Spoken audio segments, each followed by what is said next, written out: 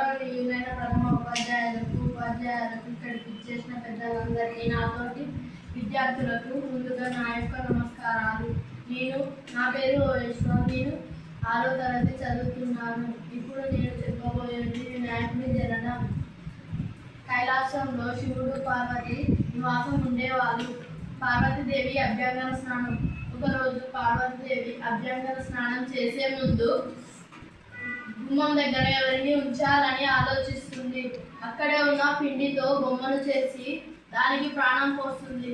నాయన, నేను అభ్యంగన స్నానం చేస్తాను, నువ్వు గుమ్మం దగ్గర ఉండి ఎవరిని లోపలికి రానివ్వకు అని చెప్తుంది.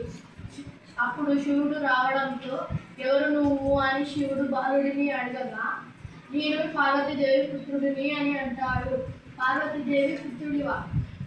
సరే, నువ్వు ఎవరు అని బాలుడు శివుడిని అడగగా, నేను పార్వతీదేవి పతుడిని అని అంటాడు.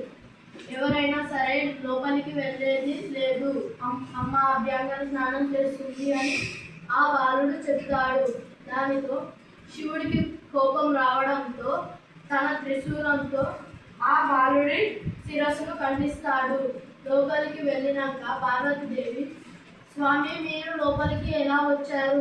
ఆ బాలుడు మిమ్మల్ని అడ్డుకోలేదా అని అడగంగా ఆ శివుడు ఆ బాలుడి శిరస్సును ఖండించి వచ్చాను అని అంటాడు. పార్వతీదేవి, నేను ప్రాణం పోసిన నా బాలుడికి మీరు అతని శిరస్సును ఖండిస్తారా అని ఏడుస్తుంది. దానితో శివుని భటులకు శివుడు ఉత్తర దిక్కున ఏ తల దొరికితే దానిని తీసుకురమ్మని అంటాడు. అటు సైడ్ ఉన్న ఏనుగు తలని తీసుకొచ్చి ఆ బాలుడికి పెడతారు.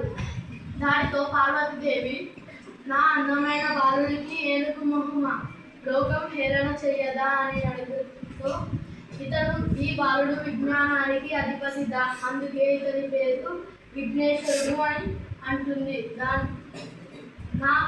ఇంకా ఏ దేవునికి చేసే పూజ అయినా ముందుగా ఇతడికి చేయాలి. విఘ్నేశ్వరుడికి చేయని పూజ ఎంత పెద్దదైనా సరే అది చెల్లదు అని శివుడు అంటాడు. జరిగేదంతా లోక కళ్యాణమే అని అంటాడు. ధన్యవాదములు.